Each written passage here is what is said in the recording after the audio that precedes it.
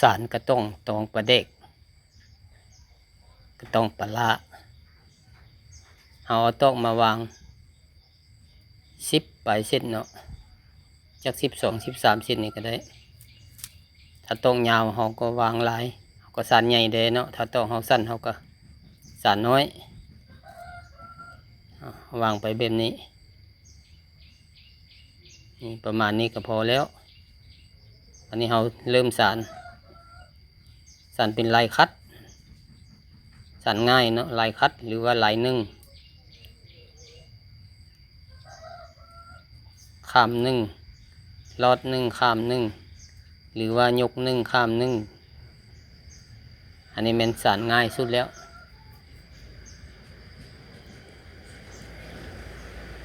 ผู้ใดฝึกหัดสารเป็นเหมาะเลยเนาะเพราะว่าสารของเล็กๆน้อยๆเครื่องใช้ภายในเฮือนก่อนจะสารแนวใหญ่เราก็ต้องสารฝึกหัดสารแนวน้อยนี่เสียก่อนแต่ว่าแนวน้อยนี่ก็ตามเนาะมีบางคนก็สารบุปินเด้อพี่น้องบ่เคยสารจักเทื่อก็สารบุปินมีแต่หาซื้อเอาเนาะถ้าว่าสนใจฝึกหัดสารก็สารได้เพราะว่าลายคัดนี่มันสารง่ายอยู่แล้วขึ้นนึ่งลงนึ่งขึ้นนึ่งลงนึ่งสารเข้าไปแบบนี้สารแล้วก็กดลงเฮาเฮ็ดตามันที่พี่น้องบ่ได้เห็นห่างเด้อนี่เฮ็ดตามันที่เพราะว่าเวลาเฮาตองนะบ่ให้เหงื่อไปแดงมันรุดรอดออกได้ถือว่าสารที่สมควรเป็นตาน้อยนี่ประมาณนี้พี่น้องได้ประมาณนี้นะบัดนี้เฮาก็เริ่มเฮ็ดมุมเฮ็ดแจมันเลยเริ่มเฮ็ดมุมเฮ็ดแจมันนี่มันเริ่มอยู่ว่างกลางของด้านใดด้านหนึ่งเริ่มด้านใดก่อนก็ได้ตอกที่เฮาสานนั้นเฮาจะแบ่งครึ่งนะแบ่งครึ่งเบื้องซ้ายก็สานไปเบื้องขวาครึ่งเบื้องขวาก็สานมาเบื้องซ้ายก็แบ่งครึ่งสานแบบนี้สานเป็นลายคัดคือเก่าแหละพี่น้อง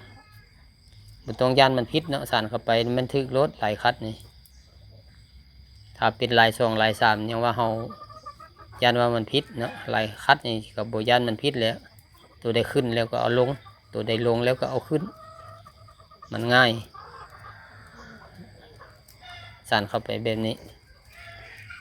สานแล้วก็ดึงเข้าจัดเข้า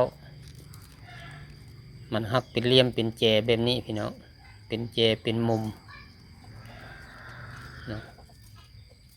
ภาษาบ้านค่อยเอิ้นมุมนี่เอิ้นว่าแจก็เข้าใจนะ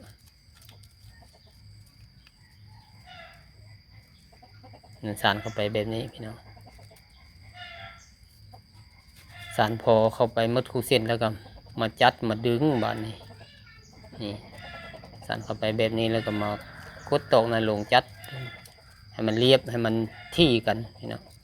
นี่มันได้ประมาณนี้มันก็จะเป็นมุมเป็นแจของมันเองด้านนี้เฮาก็มาด้านนี้ก็เฮ็ดคือกันแล้วพี่น้องแบ่งครึ่งตอกเนาะครึ่งเบื้องซ้ายสั่นไปเบื้องขวาครึ่งเบื้องขวาสั่นมาเบื้องซ้ายแบ่งครึ่งแบบนี้สาน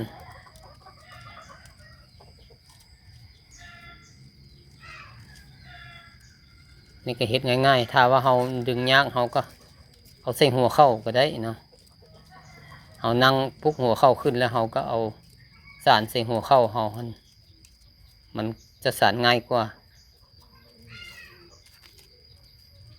เฮาจะกดเฮาจะดึงมันได้ง่ายเนาะหรือว่าสานแบบนี้ก็ได้คือกันเนาะอย่าลืมว่าใส่น้ำเด้ออันนี้ค่อยใส่น้ำมันตอกมันจึงอ่อนนี่เป็นตอกไม้ไผ่บ้านใส่น้ำดึง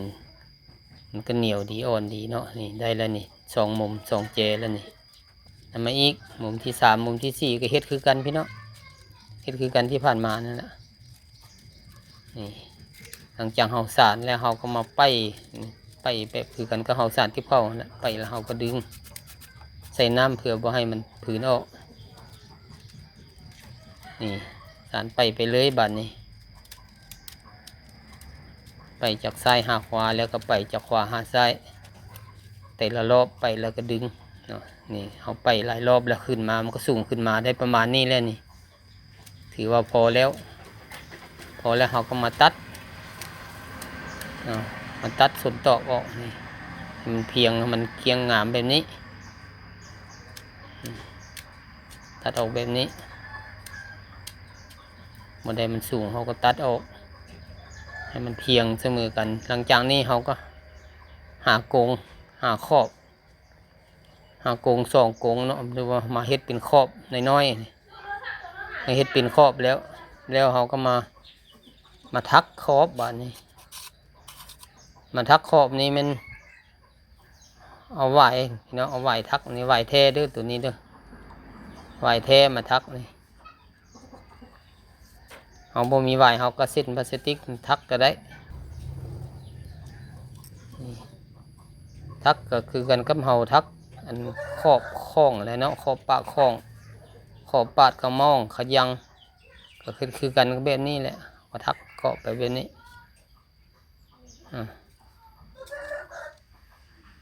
ทักง่ายๆผู้ใดทักปากข้องเป็นกระทักอันนี้ก็เป็นคือกันเนาะ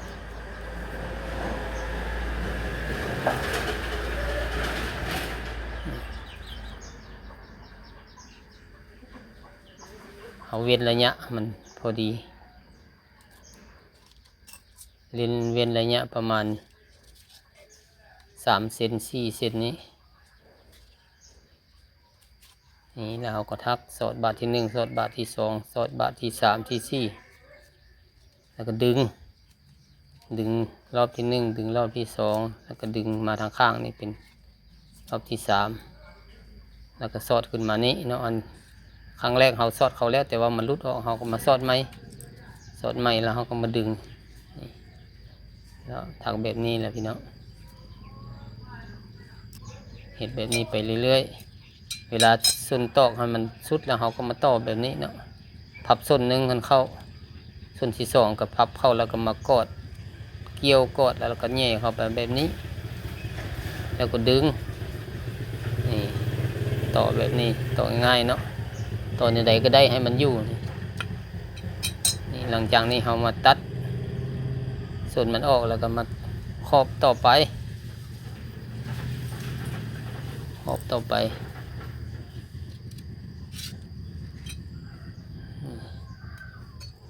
เส้นที่1เส้นที่2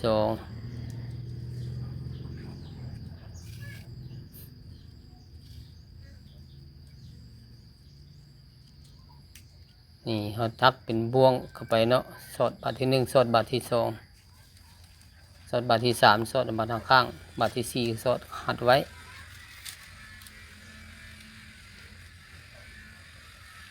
นี่เห็นแบบนี้ไปเรื่อยๆพี่เนาะ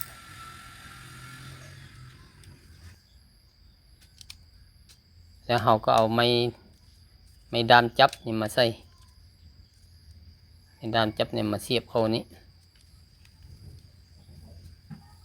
แล้วเราก็ครอบต่อไปแต่ว่าเรายังจะได้มัดอีกเท่านึงอยู่บนไม้ดามจับมันนี้ตอนนี้เราครอบไปสักก่อนเนาะเพราะว่าครอบอย่างบ้านได้สุดครอบสุดแล้วเราจึงได้กลับมามัดดามจับนี่ให้มันแน่น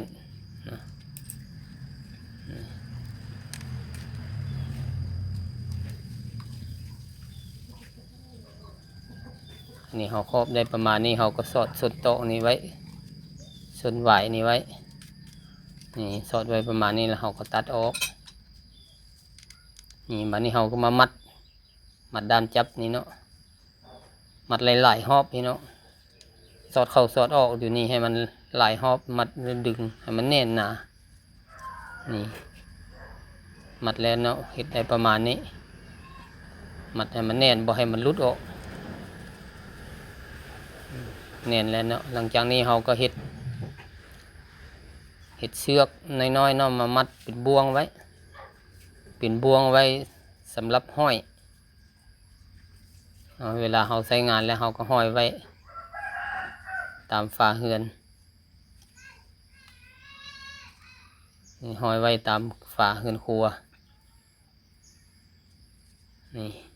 อันนี้ก็แล้วแหละพี่น้องสำเร็จนำไปใช้งานได้เลยเนาะสานง่ายๆพี่น้อง